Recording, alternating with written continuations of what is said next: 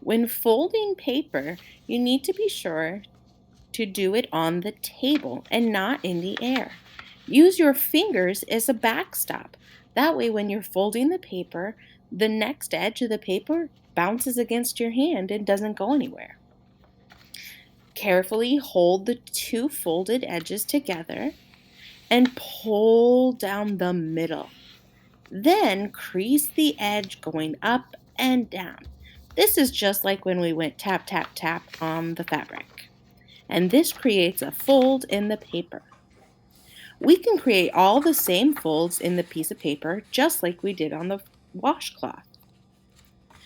It's easiest to fold when always using your finger as a backstop, pulling down the middle, and creasing up and down. To fold diagonally, grab a corner, make it go across to the other, line them up, hold those corners, and then pull through the middle, creasing up and creasing down.